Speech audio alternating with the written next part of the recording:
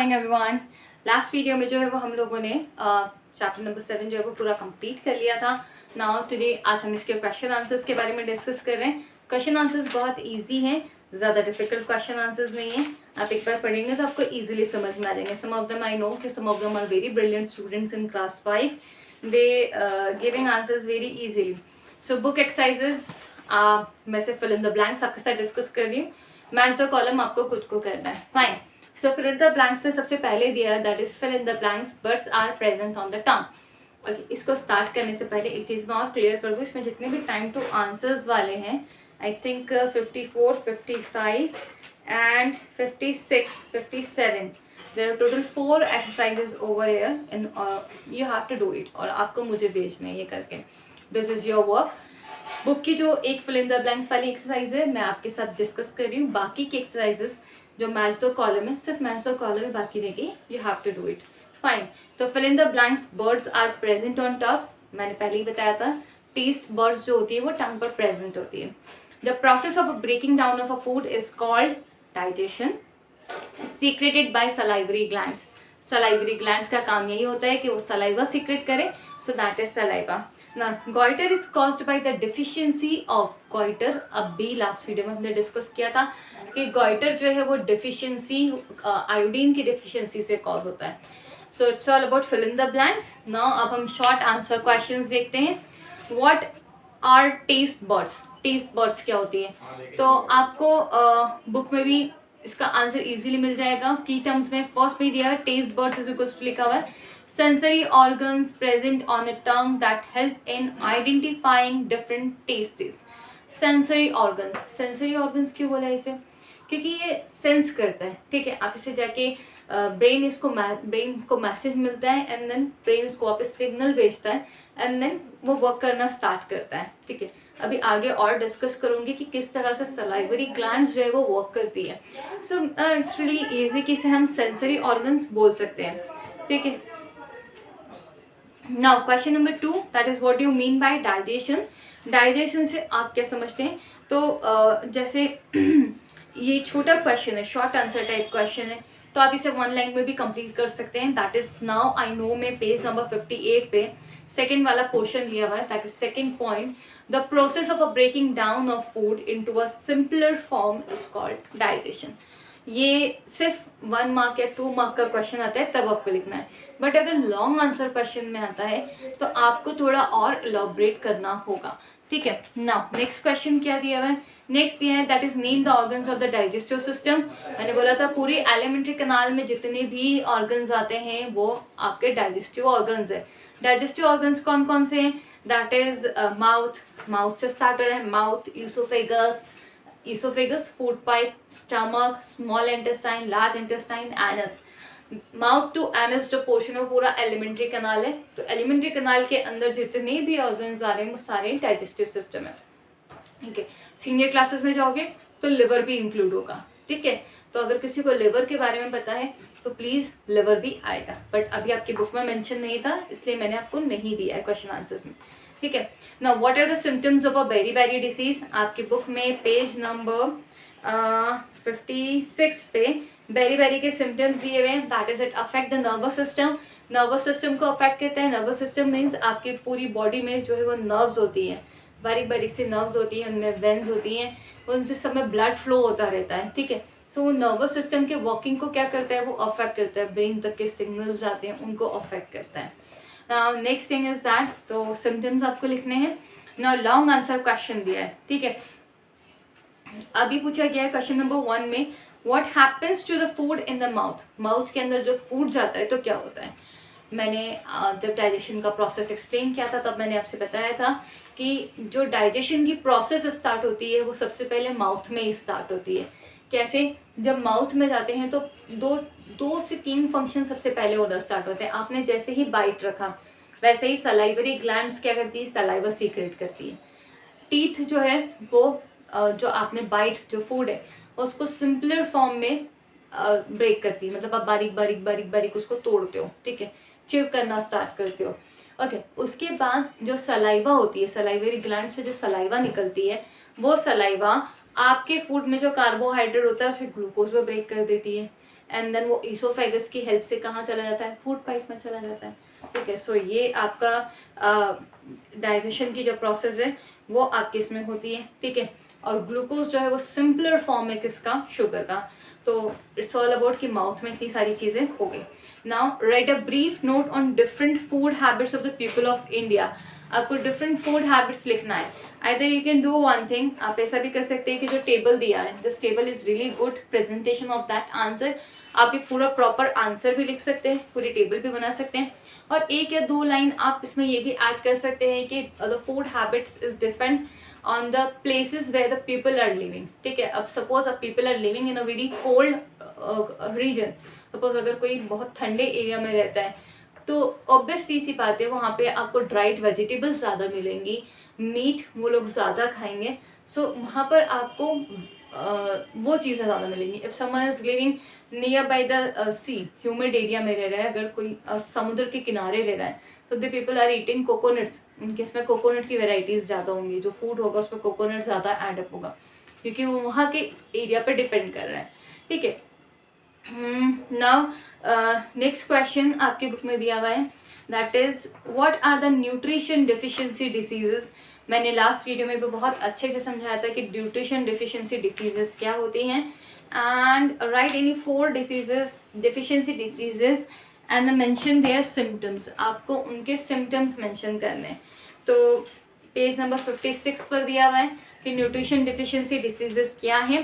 तो nutrition deficiency diseases, nutrition की कमी से जो डिसीजेस होती हैं उन्हें हम न्यूट्रिशन डेफिशिएंसी डिसीज बोलते हैं। ठीक है, तो इसको हम इस तरह से भी लिख सकते हैं, the disease which caused by the deficiency of one और more nutrients, they are known as the nutrition deficiency diseases, and some of the nutrition deficiency diseases, अब 2 या 3 deficiency diseases जो आपको याद है वो आप टेबल से पिक करके लिख सकते हैं। Don't worry, I am going to send you the question answers. मैं आपको पूरा क्वेश्चन आंसर्स भेजूंगी PDF फॉर्म में, आप वही क्वेश्चन आंसर्स अपनी CW कॉपी में लिखिएगा। ठीक है, बट एटलीस्ट आपको क्वेश्चन आंसर्स फाइंड करते आना चाहिए। You are in class 5 right now. I know some of the मेरी गुड स्टूडेंट्स इन क्लास 5, मैंने पढ़ाया भी है, तो मुझे पता है बहुत सारे बच्चे ढूंढ लेते हैं, बट जो नहीं ढूंढते हैं उनको एटलीस्ट ट्राई करना चाहिए, और जो ढूंढ रहे हैं उनको छोड़ना नहीं चाहिए। They never give up to find out the answers. बहुत अच्छी हैबिट है। ओके, नाउ अब आपका हॉट्स आता है। जनरली हम हॉट्स नहीं करते हैं, बट मुझे ये हॉट्स बहुत अच्छा लगा, सो आई वॉन्ट कि हम ये हॉट्स करें। ठीक है, तो हॉट्स क्या दिया हुआ है, whenever you are hungry and smell your favorite food item।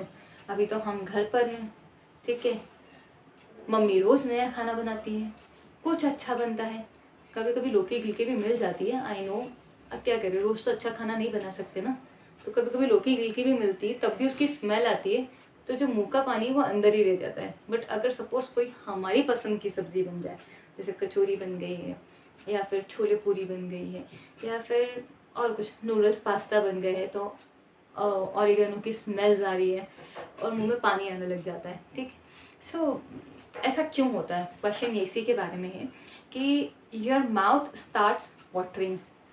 बहुत पानी आने लग गया, मुझे तो ऑरिगेनो सुनकर ही पानी आने लग गया, पिज़्ज़ा और पास्ता याद आ गया ना, इसीलिए। What is the reason behind this, इसके पीछे क्या रीज़न है। कभी आपने सोचा है कि ऐसा क्यों होता है कि हमें किसी खाने की स्मेल आना स्टार्ट हो जाती है। जैसे अगर हम छोले टिकिया ही देख लें, अगर छोले टिकिया की स्मेल हमारे नोज़ तक आती है तो हमारे मुंह में पानी आना स्टार्ट हो जाता है। सो उसके पीछे रीज़न क्या है, जब भी हम किसी फूड आइटम के बारे में सोचते हैं या उसके स्मेल करते हैं तो आपका नोज़ और ब्रेन जो है वो वर्क करना स्टार्ट करता है। आपका ब्रेन आपका ब्रेन क्या करता है, सलाइवरी ग्लैंड्स को ऑर्डर देता है कि वो सलाइवा सीक्रेट करें। ठीक है, उसी तरीके से जब नोज़ भी इम्पॉर्टेंट पार्ट जो है वो उसमें प्ले करती है। जब नोज़ किसी स्मेल को मतलब उसको किसी फूड की स्मेल आती है तो वो ब्रेन तक जाती है, फिर ब्रेन वापस सलाइवरी ग्लैंड्स को बोलता है कि सलाइवा क्या करें, आप सीक्रेट करें। ठीक है, तो मतलब सारा गेम कहाँ से स्टार्ट हो रहा है, ब्रेन से स्टार्ट हो रहा है। आपको स्मेल नोज़ ने ली, नोज़ ने ब्रेन को सिग्नल दिया, ब्रेन ने सलाइवा को बोला कि सलाइवरी ग्लैंड्स को बोला कि सलाइवा सीक्रेट करो। ठीक है, तो इसीलिए जब भी आप किसी खाने के बारे में सोचते हैं या आपको किसी खाने की स्मेल आती है तो आपके मुंह में क्या होता है, पानी आने लगता है। उसका रीज़न यही है कि ब्रेन सलाइवरी ग्लैंड्स को ऑर्डर देता है कि वो सलाइवा क्या करें, सीक्रेट करें। सो क्वेश्चन आंसर्स यहाँ पे एंड हो गए हैं, ठीक है। अब बहुत टाइम हो गया मैंने HLA नहीं दिया तुम लोगों को, तो आज हम कुछ HLA भी करते हैं, ठीक है। आफ्टर कंप्लीटिंग दैट चैप्टर, आपको इस चैप्टर को कंप्लीट करने के बाद 2 एक्टिविटीज़ है, वो एक्टिविटीज़ करनी है और वो दोनों एक्टिविटी आपको CW कॉपी में करनी है, ठीक है। अब पेज नंबर 59 पर आपका एक एक्टिविटी जोन और एक प्रोजेक्ट जोन दिया हुआ है, ठीक है। तो आपको ये दोनों जोन कंप्लीट करने हैं। इसमें सबसे पहला दिया है make a list of a different meals you take in a day, ठीक है। आपको 2 डेज का बनाना है। कैसे टेबल बनेगी इसमें पूरी, पहले आप लिखोगे डे, जैसे संडे मंडे ले लिया, ठीक है, दैट इज संडे ले लेती हूँ मैं। संडे जनरली जो है वो ज़्यादा अच्छी डिशेस बनती है क्योंकि सब घर पर रहते हैं, तो पापा वगैरह भी काम पर जा रहे होंगे, मम्माज भी वर्किंग पे रहती हैं, तो मोस्टली जो है वो संडे के दिन हम थोड़ा फ्री रहते हैं, ठीक है। तो will going to take a Sunday, ठीक है, and Monday that is Monday, ठीक है, ओके। एक कॉलम हमारा कंप्लीट हो गया। Write the nutrients you get from each of the food item your meals, ठीक है। आपने यहाँ पे फूड आइटम लिखा कि which food item you have take, आप ओके, और कौन सा न्यूट्रिएंट मिला है। Nutrients means carbohydrate, protein, vitamin. जैसे कि सपोज अब संडे है तो संडे के दिन मैंने 3 डिशेस जो है वो मोस्ट स्पेसिफिक लिखा है। संडे है तो पोहा जलेबी तो आएगी, that is poha and jalebi, ठीक है। अब इससे मुझे क्या क्या न्यूट्रिएंट्स मिल रहे हैं and which is good for my health and all. Poha rice से बना होता है तो उसमें कार्बोहाइड्रेट होता है, तो I got carbohydrate,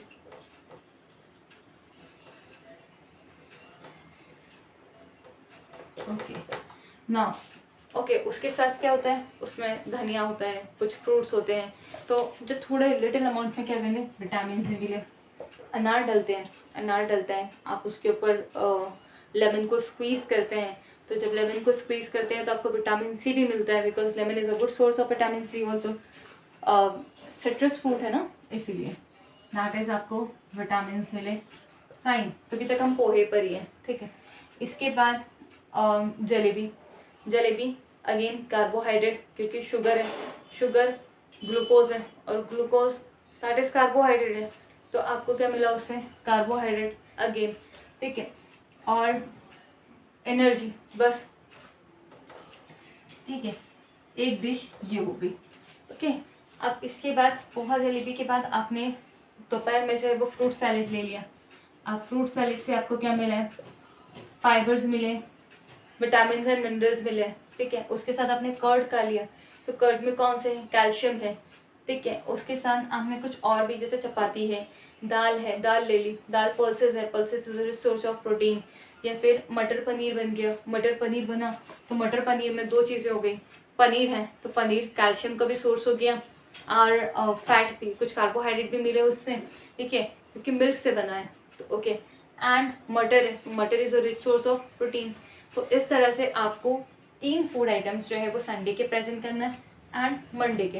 it's up to you, आप 2 आइटम 2 डिशेस भी जो है वो स्पेसिफिकली मेंशन कर सकते हैं, और 2 दिन का मुझे बनाकर आपको CW कॉपी में मुझे वहीं सेंड करना है। You have to make it on a जो लाइन वाला पेज होता है उसी पर लिखना है, ठीक है। एक साइड आपका ब्लैंक आता है और एक साइड आपका लाइन वाला पेज आता है, तो जो लाइन वाला पेज है उस पर ये टेबल बनेगी, ठीक है। अब प्रोजेक्ट जोन जो दिया है वो प्रोजेक्ट जोन आपको ब्लैंक पेज पे बनाना है। प्रोजेक्ट जोन में क्या दिया है, collect pictures of a different food items eaten by people of a different states of India. India में जितनी भी स्टेट्स है उन स्टेट्स का आपको लिखना है। अब इसमें पिक्चर्स कलेक्ट करने के लिए बोला है, मैंने हमेशा कहा है या तो आप पिक्चर्स, अभी चार्ट लेने जाना बहुत डिफिकल्ट हो सकता है because COVID-19 is going on, rain is going on, तो थोड़ा डिफिकल्ट है। So there is no need to paste a chart over there, आप ड्रॉ कर लीजिए, ठीक है। हर एक स्टेट के अकॉर्डिंगली आप उसको ड्रॉ कर सकते हैं। जैसे मक्के की रोटी, सरसों का साग है, you have enough time to draw. मुझे पता है अभी घर में बहुत टाइम मिलता है आप लोगों को, so you have enough time to draw. और अगर नहीं ड्रॉ कर पा रहे हो तो आप प्रिंट आउट्स निकाल के रख लीजिए या इमेजेस निकाल लीजिए, आप उसको सेव कर लीजिए, और जब भी कन्वीनियंट टाइम हो तब अपने पेरेंट्स को बोलिएगा कि प्रिंट आउट निकाल कर लेकर आए, ऐसा कोई भी जिद नहीं करेगा। मैं बहुत क्लियर हूँ इस बारे में कि no one is going to stubborn about that कि मम्मा लेकर ही आना है और चिपकाना ही है। नहीं, जैसे टाइम कन्वीनियंट होगा वैसे ही करना है, और इसको कंप्लीट करके मुझे फ़ोटो क्लिक करके भेजना है as soon as possible. I am giving you 7 days time, मैं आपको 7 days का टाइम दे रही हूँ, ठीक है ना। तो अब इसमें क्या करना है, आपको डिफरेंट फूड आइटम्स है। सबसे पहले आपने फूड आइटम, जैसे पंजाब है तो इसका भी एक टेबल बनेगा बहुत प्यारा सा। ज़्यादा बड़े बड़े पिक्चर्स मत लेना ताकि आप टेबल्स में पेस्ट नहीं कर पाओ, टेबल के अकॉर्डिंगली भी मिल जाएंगे, ठीक है। तो सबसे पहले आपने लिखा स्टेट, जैसे सपोज मैंने ले ली पंजाब, वहाँ का फेमस फूड आइटम क्या है, मक्के की रोटी और सरसों का साग। तो यहाँ पे मैंने मक्के की रोटी और सरसों का साग लिख दिया, ठीक है।